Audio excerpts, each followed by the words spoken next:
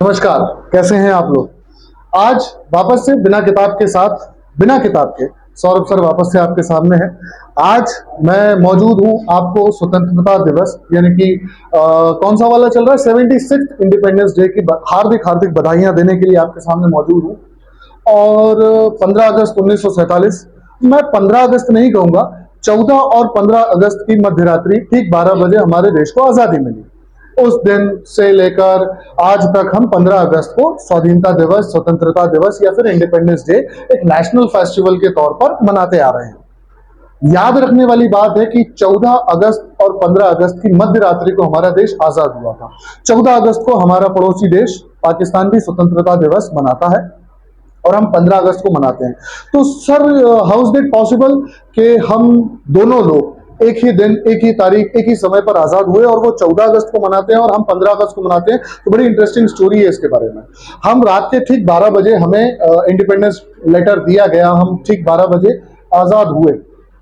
उस वक्त के हमारे तत्कालीन प्रधानमंत्री और भी कई बुद्धिजीवी जो साथ में थे, उन्होंने एक बहुत अच्छा स्टेटमेंट पास किया। दैट स्टेटमेंट वाज कि हम इसे 14 अगस्त की रात नहीं, 15 अगस्त की नई सुबह की तरह देखते हैं। आजादी को हम एक नई सुबह, नए सूरज की किरण के साथ स्वीकार करते हैं। इसीलिए मध्य रात्रि 12 बजे को हमने 15 अगस्त का पहला मिनट, पहला सेकंड या पहला घंटा माना और इसीलिए आज भी हम स्वतंत्रता दिवस 15 अगस्त को मनाते हैं।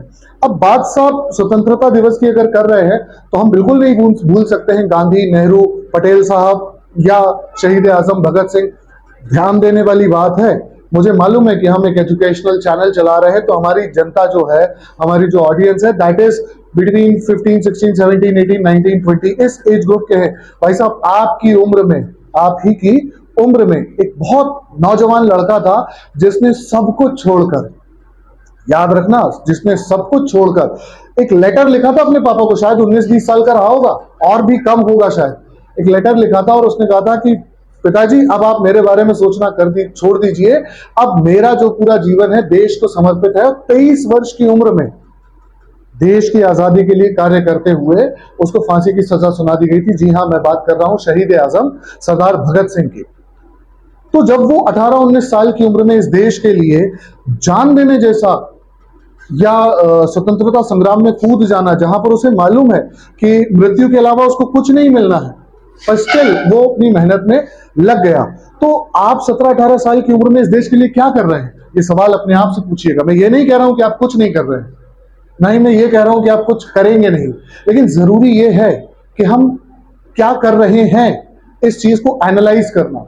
और ज्यादा कुछ करना नहीं है यार, आप लोगों को बहुत आसान काम है, अपने काम में परफेक्ट हो जाओ, देश अपने आप परफेक्ट हो जाएगा। गांधी की एक बहुत अच्छी बात लगती है मुझे, उन्होंने एक बार कहा था कि आप अपने देश को अगर साफ रखना चाहते हैं, जैसे अभी चल रहा है ना स्वच्छता अभियान, तो गांधी ने इस चीज को लेकर एक स्टेटमेंट कहा था किसी जमाने में कि अगर देश को साफ करना है तो कुछ नहीं करना है, हर व्यक्ति अपने घर के सामने वाली सड़क, गली को साफ करने की जवाबदारी ले ले, देश को साफ होने में एक दिन से ज्यादा वक्त नहीं लगेगा।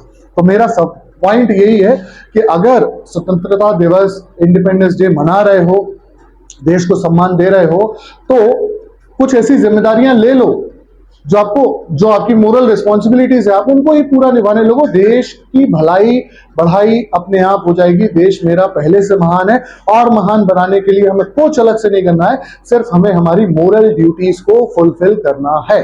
बात मेरी समझ में आई? चलिए दूसरे पॉइंट पर आते हैं। मैंने कहा देश की आजादी आसानी से नहीं मिली थी, बहुत सारे लोग इसके लिए शहीद हुए हैं, लेकिन बहुत सारे लोग इसके लिए शहीद हुए हैं, लेकिन क्या सिर्फ वहीं तक काम था? नहीं साहब, आज भी उस स्वाधीनता को, स्वतंत्रता को, उस इंडिपेंडेंस को मेंटेन करने के लिए हजारों, लाखों की तादाद में आपके घरों से, हमारे घरों से बहुत सारे नौजवान और नव युवतियां आर्म्ड फोर्सेस में, आर्मी में, नेवी में, एयरफोर्स, पुलिस में भर्ती हैं और स्वाधीनता को मेंटेन किया जा रहा है। तो ना सिर्फ हम शहीदों को सम्मान दें, बल्कि ऐसे लोग जो आज की डेट में शहीद होने के लिए बिल्कुल तत्पर खड़े हैं, वर्दी पहनकर बाउंड्रीज पर खड़े हैं देश की, चाहे वो पाकिस्तान की बाउंड्री हो, चाहे वो चाइना की, चाहे नेपाल, भूटान, इन सब देशों से हमारे देश की सीमा लगती है, यहां पर खड़े हैं ना।